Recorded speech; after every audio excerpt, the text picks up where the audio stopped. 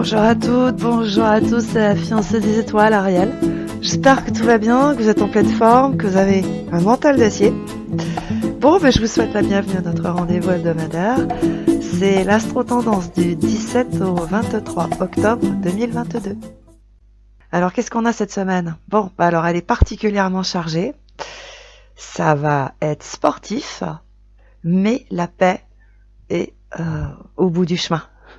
Alors, jeudi, c'est Chiron en bélier qui est donc opposé à Mercure en balance et Pluton se retrouve au carré de Vénus qui est également en balance. Alors, je signale à toutes fins utiles aux esprits éclairés et avertis que depuis le 9 octobre, Pluton a repassé la marche avant.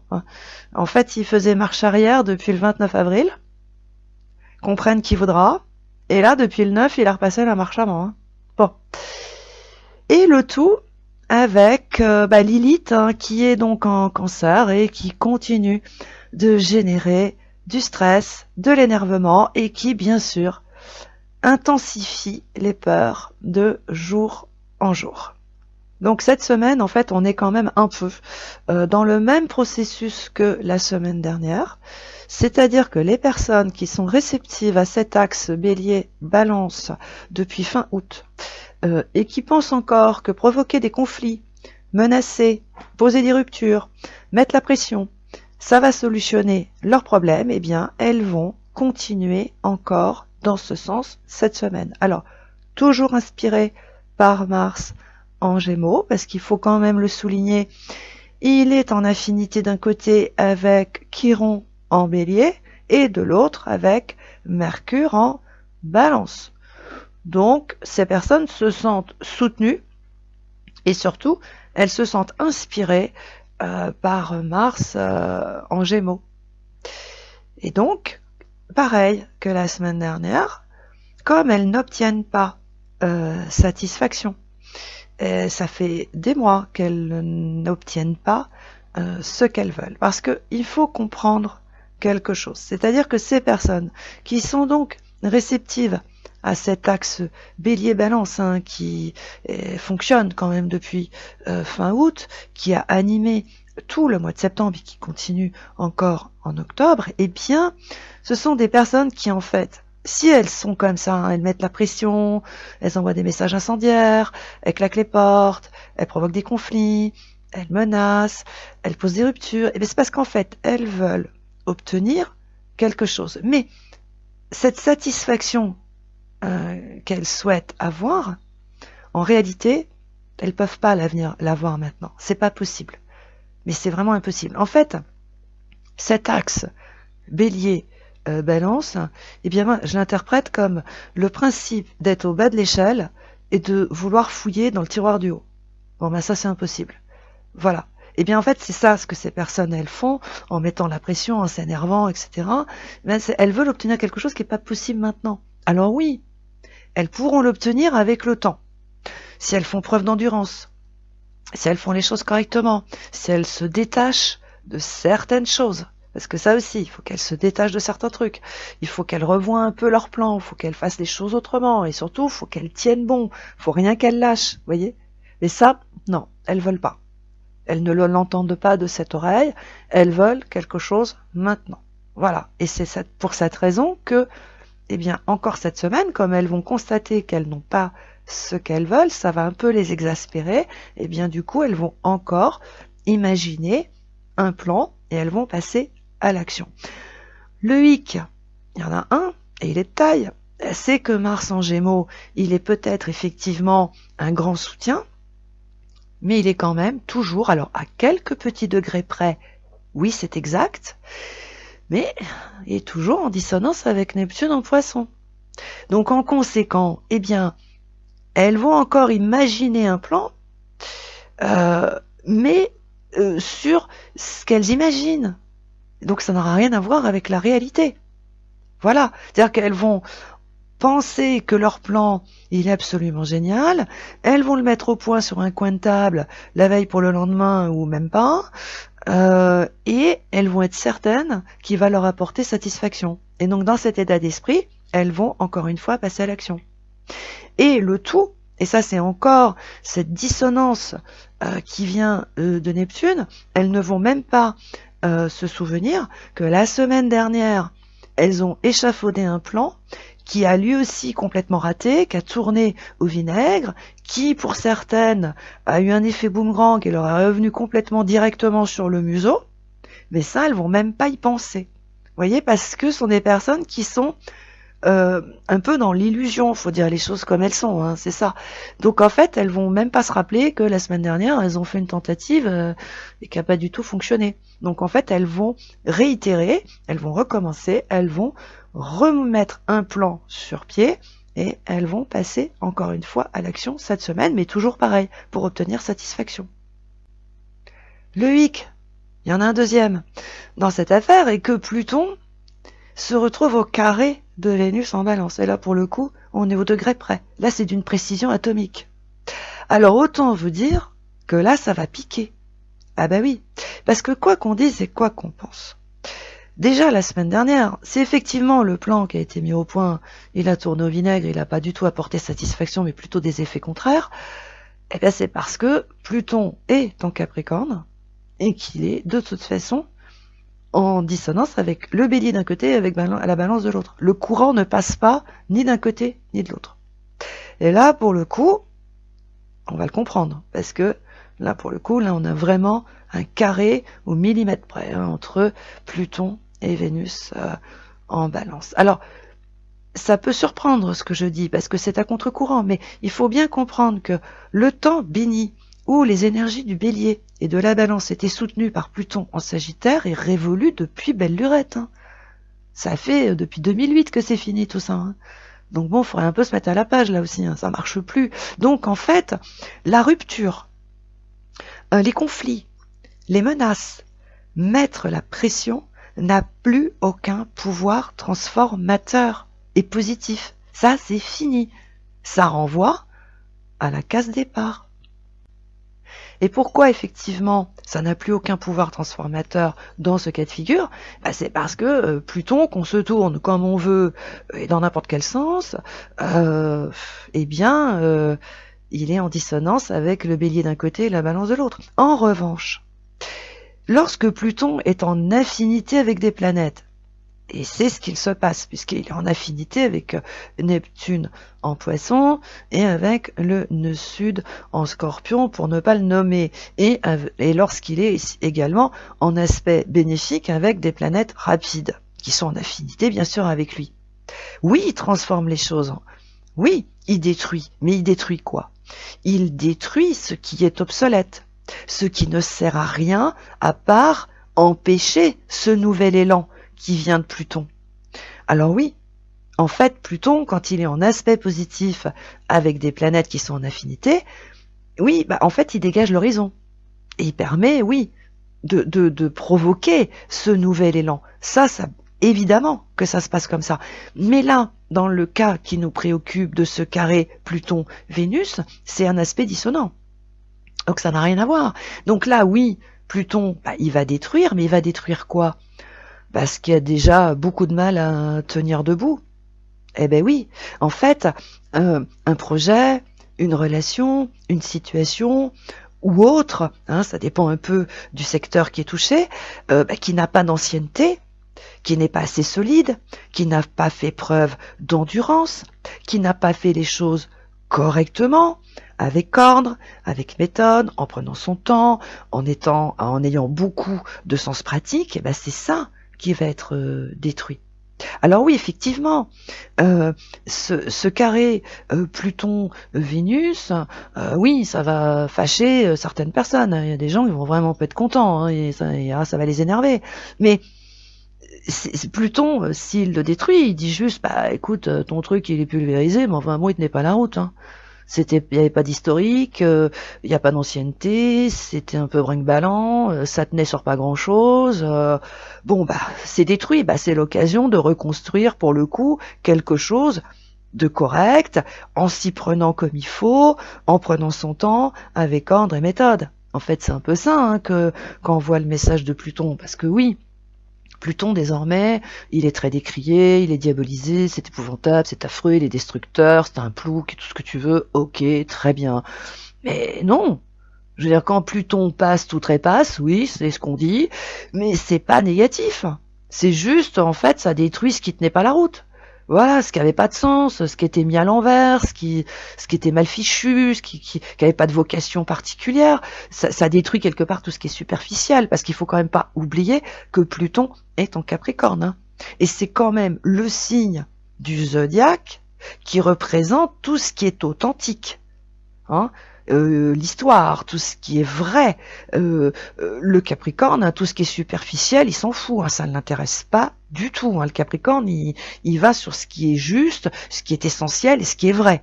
Donc oui, effectivement, ce carré Pluton-Vénus peut détruire une situation, une relation ou je ne sais quoi d'autre, mais c'est juste parce que c'était trop superficiel, parce que les effets plutoniens, quand c'est solide et que ça tient la route, ça résiste, hein. Il n'y a aucun problème.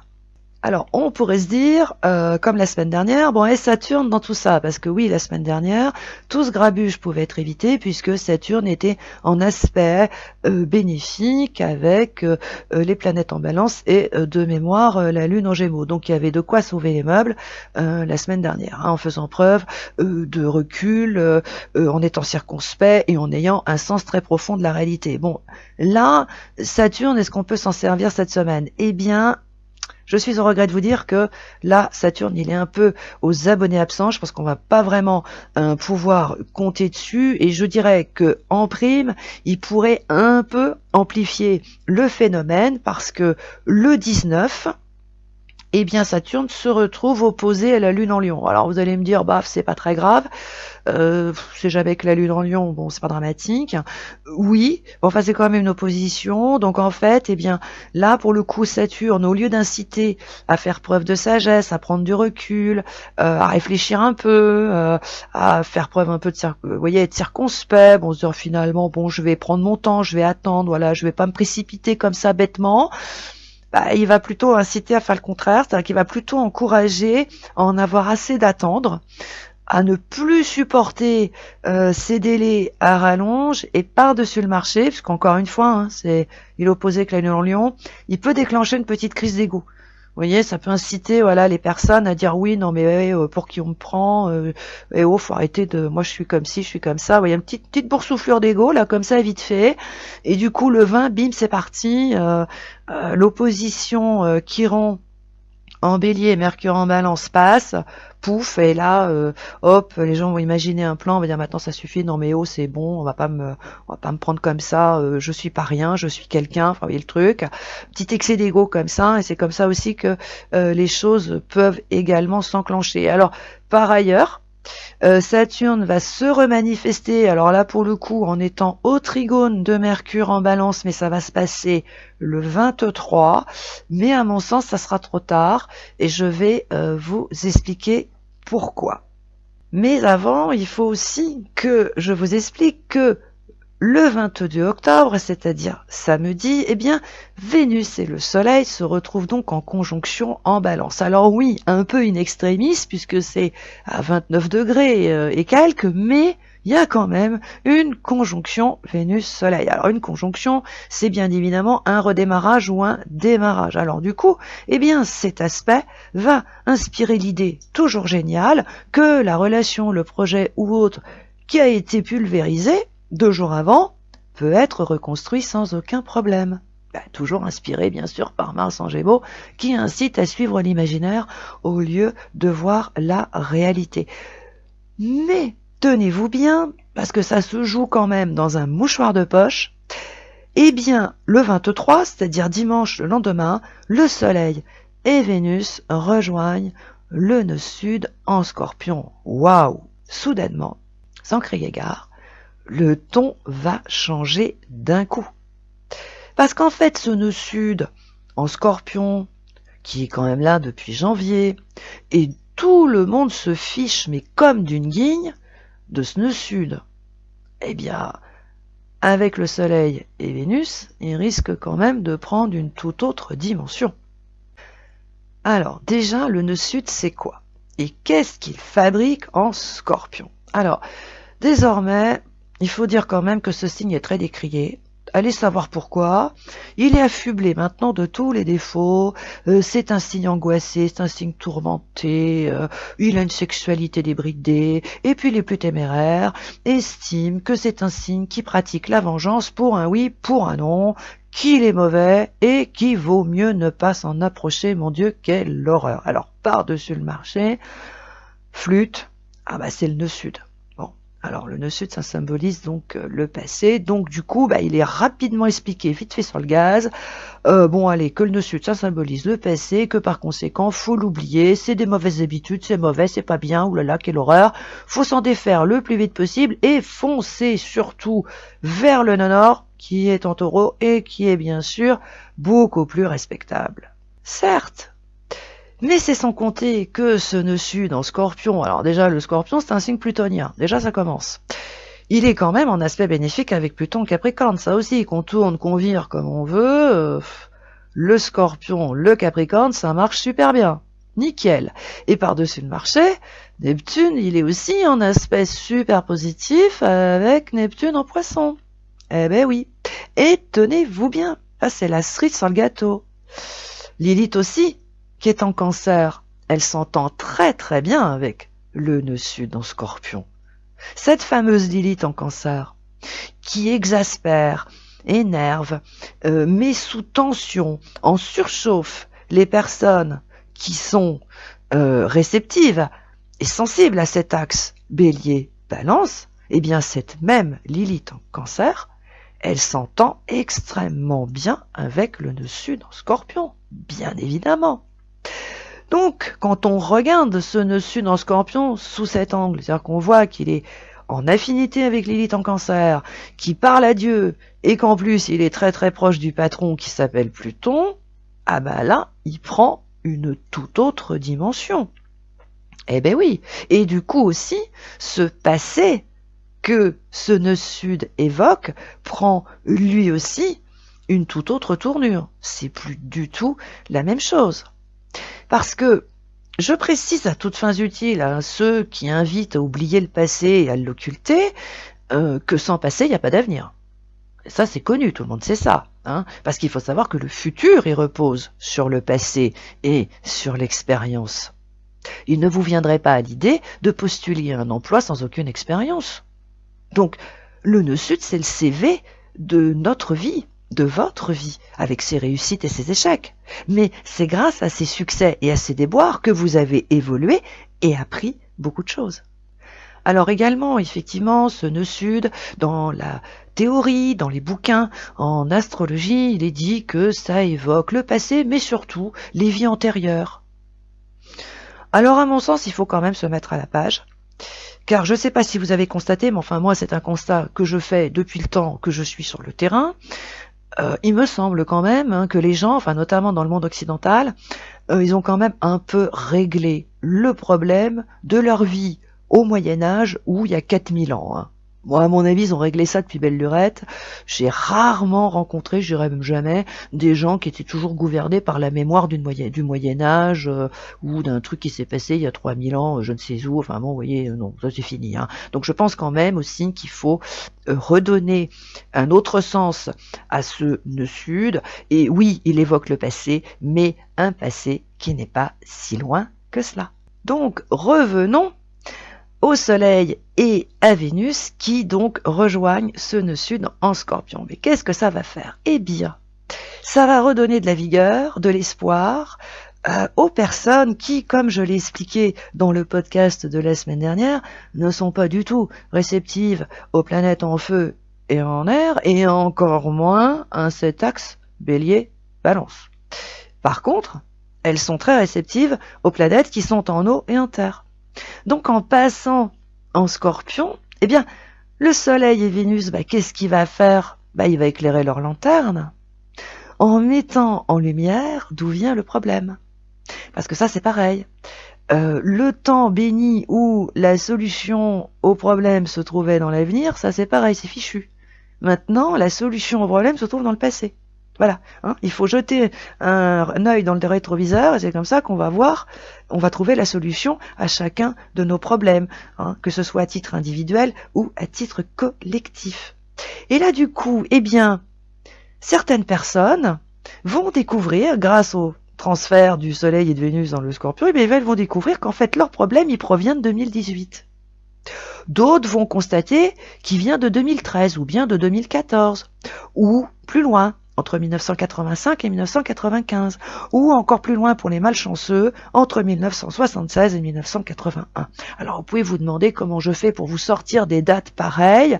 Eh bien tout simplement parce que je fais mon travail, j'analyse les combinaisons planétaires, et il y a très longtemps que j'ai compris que la solution au problème ne se situe plus dans l'avenir, mais dans le passé. Donc, en fonction des aspects planétaires, des planètes, etc., eh bien, je suis en mesure, et bien évidemment que je me sers de mes éphémérides qui sont sortis par mon ordi, eh bien, je suis en mesure de vous donner donc toutes ces périodes. Donc, vous l'avez compris, en rejoignant le nœud sud en Scorpion, eh bien, le Soleil et Vénus vont déjà éclairer grandement la lanterne de personnes qui sont réceptives effectivement à ces planètes en eau et en terre, et par-dessus le marché, eh bien ça va calmer très sérieusement les esprits qui s'échauffent, qui s'énervent et qui s'agacent depuis fin août. Bien évidemment, c'est logique, puisque, comme je vous l'ai dit, c'est quand même le Scorpion qui détient la vérité, parce que c'est quand même le seul signe qui est capable de trouver la vérité et de la révéler. Alors, donc, oui, je pense que c'est qu'à partir de dimanche qu'il y a des personnes qui vont retrouver un peu de vigueur, un peu d'espoir, un peu de paix, un peu de sérénité, et puis que les esprits qui s'échauffent vont commencer à se calmer. Alors pourquoi ? Parce qu'en fait, cette réalité, cette vérité, qui est finalement détenu par le nœud sud en Scorpion dont tout le monde se fout depuis le mois de janvier, eh bien va surgir. Alors un peu de nulle part, c'est vrai, parce que ça c'est aussi la marque de fabrique du Scorpion. Alors en écoutant cela, que la vérité, la réalité va apparaître comme ça un peu de nulle part, des personnes bien évidemment peuvent s'affoler et se demander ce qui va encore leur tomber sur la tête. Alors je tiens à rappeler encore une fois que le Scorpion est le seul signe du zodiaque qui trouve la vérité et qui la révèle. Cependant, cette réalité qui provient de ce signe n'a pas vocation à faire du mal. Hein. Ah mais pas du tout, du tout. C'est une vérité qui est salvatrice, car elle détient des pouvoirs de transformation positifs.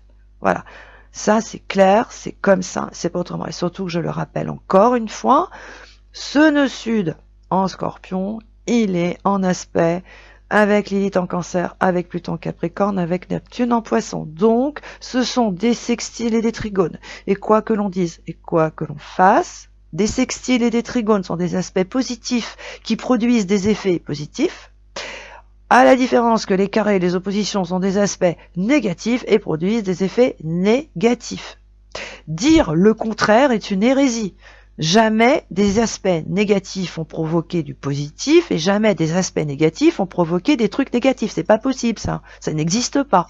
Hein. Donc oui, effectivement, en passant dans le Scorpion, le Soleil et Vénus vont mettre un grand coup de projecteur sur ce nœud sud dont tout le monde se fout depuis le mois de janvier, mais qui en fait détient la vérité, la révèle, l'éclaire, la montre. Parce que de toute façon, voilà, c'est pas nouveau, hein, mais bon, tout le monde s'en fiche. Et donc, oui, ça va apporter un grand soulagement aux personnes qui sont plutôt en quête de paix, de tranquillité et pour réaliser leurs projets. Et dans le même temps, effectivement, ça va calmer les esprits qui gesticulent et qui s'énervent et qui mettent la pression depuis fin août.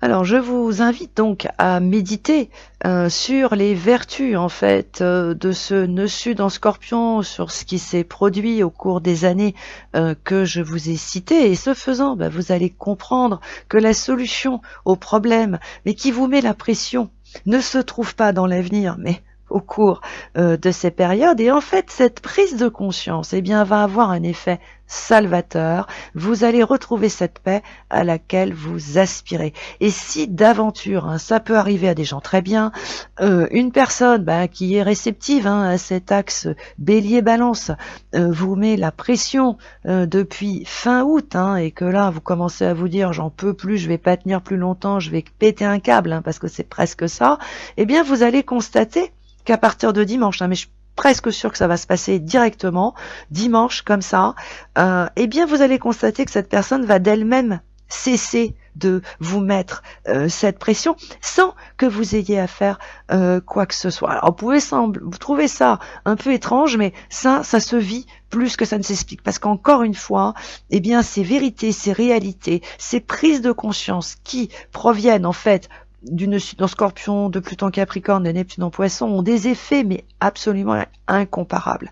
Alors du coup, eh bien vous pourrez vous féliciter d'avoir pris l'option du retrait, de l'endurance, car bien que cette approche soit périmée pour ceux qui sont dans la lutte permanente et qui partent du principe qu'il faut combattre, qu'il faut lutter, qu'il faut se battre dans la vie pour obtenir quelque chose, eh bien vous allez voir qu'en fait, eh bien ça produit des résultats incomparables.